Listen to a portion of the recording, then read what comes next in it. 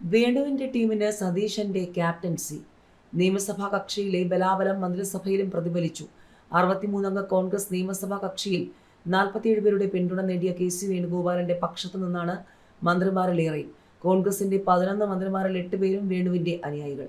K. മുരളീധരനും Roji M. ജോണും മാത്രമാണ് VD. സതീശനോട് ആഭിമുഖ്യമുള്ളവർ. മന്ത്രിമാരെ നിശ്ചയിക്കാൻ സീനിയോറിറ്റിയായിരുന്നു പ്രധാന മാനദണ്ഡം.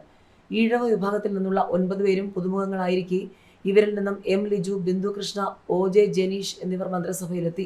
ചെന്നിത്തല തന്നോടൊപ്പം നിൽക്കുന്ന ഒരാൾക്ക് കൂടി മന്ത്രിസ്ഥാനത്തിന് ശ്രമിച്ചെങ്കിലും ലഭിച്ചില്ല. RIC ടിക്കറ്റ് പോലെ കെ. തുളസിയെ പകുതി കാലാവധിയാകുമ്പോൾ മാറ്റി IC ബാലകൃഷ്ണന് അവസരം നൽകുമെന്ന് ഏകദേശ ധാരണയുണ്ട്. കെ. തുളസിയും ഒ.ജെ. ജനീഷുമാണ് അപ്രതീക്ഷിതമായി മന്ത്രിപട്ടികയിലേക്ക് കടന്നു വന്നത്.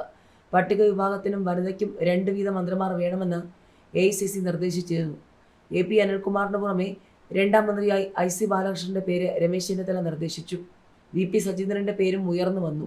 മുസ്ലിം വിഭാഗത്തിൽ നിന്ന് ടി സിദ്ദിഖ്, ഷാനിമോൾ ഉസ്മാൻ, അൻവർ സാദത്ത് എന്നിവരുടെ പേരും ചർച്ചയായി. വി.ഡി. സതീശൻ ഷാനിമോൾക്കായി നിലകൊണ്ടു. രമേശ് ചെന്നിത്തല അൻവർ സാദത്തിനായി. 3 മണ്ഡലം മാത്രമുള്ള വയനാട് ജില്ലയിൽ നിന്ന് 2 മന്ത്രിമാരെ നിയോഗിക്കാൻ പ്രയാസം നേരിടുന്നത് ചർച്ച അനിശ്ചിതത്വത്തിലാക്കി. സിദ്ദിഖും ബാലകൃഷ്ണനും വയനാട്ടിൽ നിന്നാണ്. പാലക്കാട് MP VK ശ്രീകണ്ഠന്റെ ഭാര്യയായ കെ. തുളസിയെ മന്ത്രിയാക്കാനായി കെ.സി. വേണുഗോപാൽ പിടിമുറുക്കി. സതീശന് വഴങ്ങേണ്ടി വന്നു. യുവജന പ്രാതിനിധ്യത്തിലാണ് യൂത്ത് കോൺഗ്രസ് സംസ്ഥാന പ്രസിഡന്റ് ഒ.ജെ. ജനീഷ് മന്ത്രിയാകുന്നത്. ജനീഷ് വന്നതോടെ എണ്ണം തികഞ്ഞതിനാൽ VT ബൽറാമിനായുള്ള പിടി സതീശന് വിടേണ്ടി വന്നു. അനൂപ് ജേക്കബിനും മാണി സി കാപ്പനും മന്ത്രിസ്ഥാനം പങ്കിടേണ്ടി വന്നപ്പോൾ ഉണ്ടായ ഒരു ഒഴിവിൽ സതീശന് റോജി എം. ജോണിനെ കൊണ്ടുവരാനായി. കത്തോലിക്ക വിഭാഗത്തിൽ നിന്നുള്ള കാപ്പന് 2ാം തവണയിലെ മന്ത്രിയാകാൻ കഴിയും. ആ സാധ്യതയാണ് റോജിക്കായി സതീശൻ ഉപയോഗപ്പെടുത്തിയത്. ചാണ്ടിയുമ്മന്റെ പേര് ആദ്യം മുതൽ പ്രചരിച്ചിരുന്നെങ്കിലും നേതൃത്വം കാര്യമായി പരിഗണിച്ചിരുന്നില്ല. ഓർത്തഡോക്സ് വിഭാഗത്തിന് മന്ത്രിസഭയിൽ പ്രാതിനിധ്യമില്ലാതായി. ലത്തീൻ സഭയുടെ പ്രാതിനിധ്യം RSPയുടെ ഷിബു ബേബി ജോണിൽ ഒതുങ്ങി. തിരുവഞ്ചൂർ രാധാകൃഷ്ണന് മന്ത്രിയാകാനായിരുന്നു താൽപ്പര്യമെങ്കിലും സ്പീക്കർ സ്ഥാനം കൊണ്ട് തൃപ്തനാകേണ്ടി വന്നു. ഷാനിമോൾ ഉസ്മാനെ ഡെപ്യൂട്ടി സ്പീക്കറായി തീരുമാനിച്ചു. കോഴിക്കോട് ജില്ല UDFന് വൻ പിന്തുണ നൽകിയിട്ടും അവിടെ നിന്ന് ആരെയും പരിഗണിക്കാൻ കോൺഗ്രസിനായില്ല.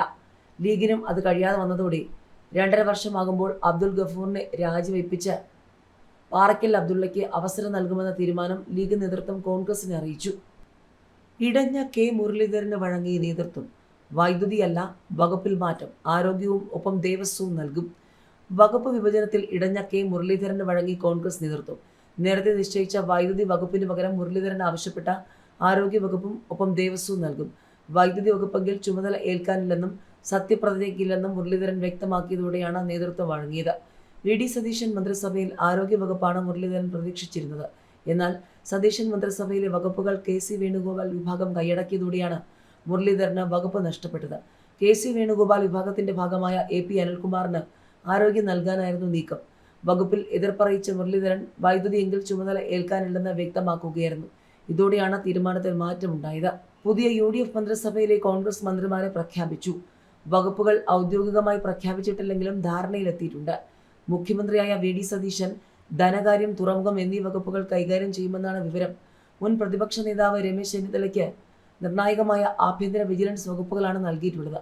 KPCC പ്രസിഡന്റ് സണ്ണി ജോസഫിന് റവന്യൂ വകുപ്പ്, PC വിഷ്ണുനാഥിന് ടൂറിസം സാംസ്കാരികം, ടി സിദ്ദിഖിന് വനം, ബിന്ദു കൃഷ്ണയ്ക്ക് വനിതാ ശിശുക്ഷേമം, എം. ലിജു എക്സൈസ് സഹകരണം, ഒ.ജെ. ജനീഷ് യുവജനക്ഷേമം, കെ. തുളസി, റോജി എം. ജോൺ എന്നിങ്ങനെയാണ് നിലവിലെ ധാരണ.